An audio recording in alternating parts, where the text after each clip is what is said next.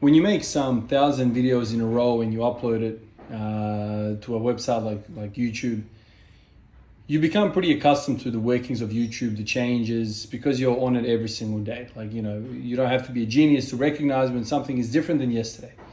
So over the last 3+ years or whatever that I've been on YouTube making these types of videos, I've noticed a bunch of changes. One of the changes that I've noticed in the last probably year is that the search box in YouTube simply doesn't work. So if I go in and I type in the exact title of a video from like 2.5 years ago, say squat every day 211 or something like this, I can't find it.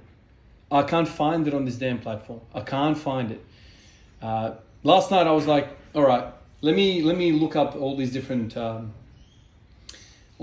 periods of my training. So Instagram is kind of cool because I've been uploading to Instagram, not the highlights, but a lot of really good stuff I upload to Instagram. And so I can go on Instagram and see all these lifts, no talking, just like 10-20 second videos of me doing a lift.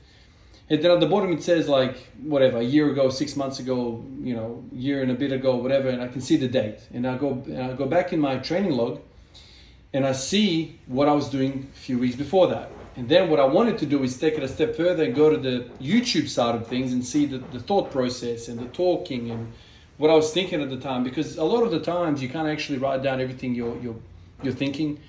I don't know how many words I say in these videos, but it's a whole lot more words than I actually write in my book. And so that's what I wanted to do. I wanted to see the Instagram highlight reel, I wanted to see the book, and I see the YouTube.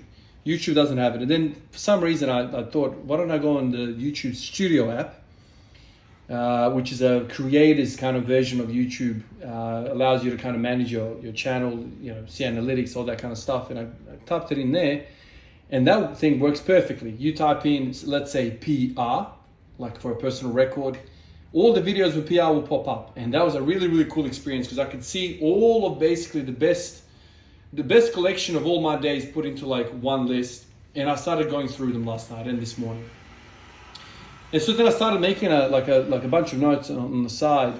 Okay, so all the deadlift PRs had this in common. All the front squat PRs had this in common. All the back squat PRs had this in common. All the bench press PRs had this in common. And then all of a sudden you realize, oh shit, there's a pattern there.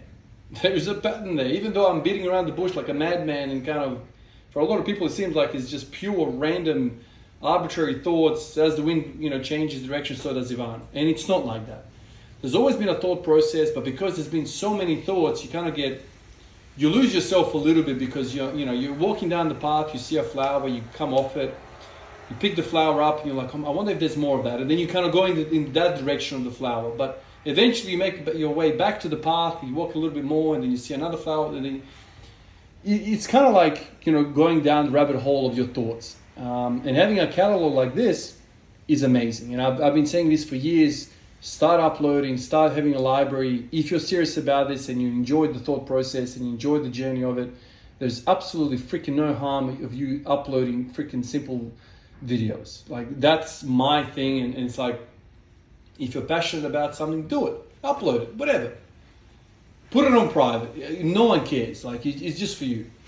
If you're really kind of antsy about the whole experience, other people seeing you, whatever.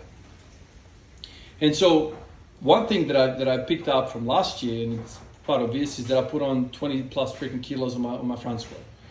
And even though last year's big focus at the start of the year was posterior chain, halfway through the year I kind of got enough and I started doing a little bit of Hindu squats.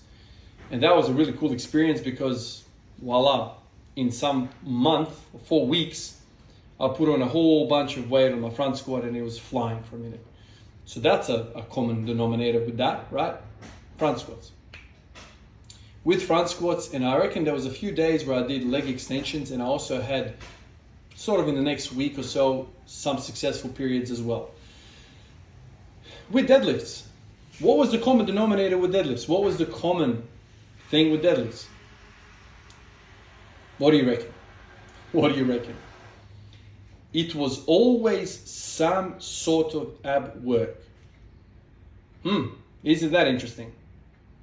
And it's so powerful when you see the preceding periods to a PR always has some sort of hip flexion variation.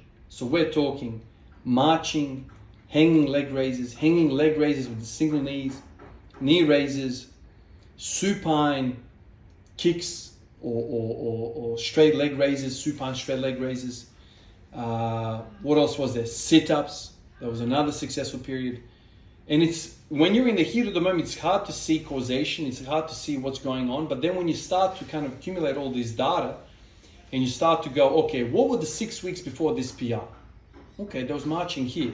There was sit-ups here. There was hanging leg raises here. That's really, really good.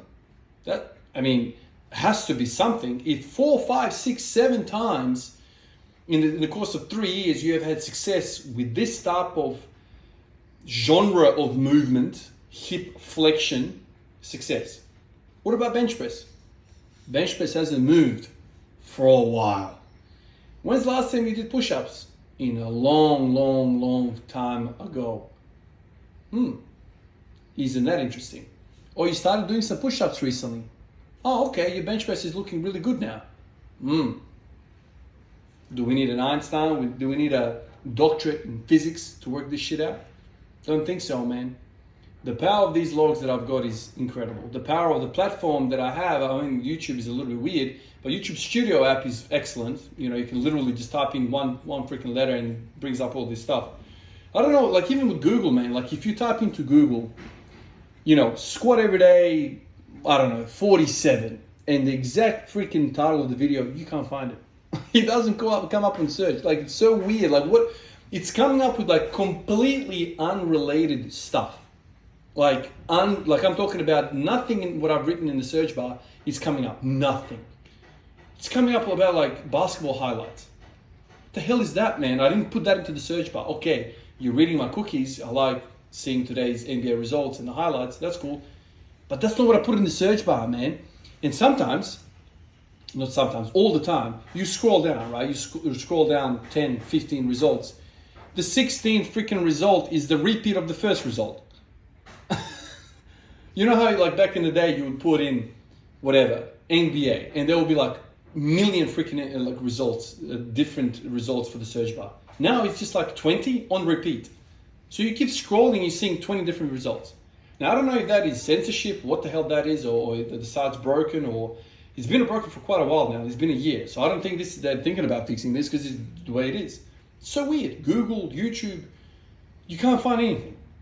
You literally have 10 or 15 results, and after that, you try. You like go into Google right now, type in whatever you want to type in. You're not going to get the result, or you're going to get 15 results. You're not going to get much variation. I don't know whether that's because there's so much data in the world right now. It's impossible to bring up a billion freaking different of whatever you're searching. But it's so weird now. I don't know. Like that's something that I've noticed. I don't know whether you guys have noticed that, but I don't know. It's weird. But the YouTube Studio is excellent. Literally like old school search engine style. Whatever you put in comes up. So it might be something to do with the fact that there's so much freaking data right now and everyone is uploading, like people like me are uploading freaking gigabytes of this stuff every day. So maybe I don't understand how computers work and how these search engines work, but maybe it's just impossible to bring up all this stuff. I don't know. Maybe quantum physics, quantum computers, when they come out, they're gonna be able to power the whole world again. I don't know. Random thoughts. But anyway, I did all these searching last 24 hours, and I found some really nice results. And I think the power of logging is incredible. Journaling is incredible. And if you can get it on video, it's even better, man. It's just so effective. Anyway, guys, I found some common denominators in my movement. Really cool thoughts. Appreciate all of you guys. I'll catch you in the next one. Peace out.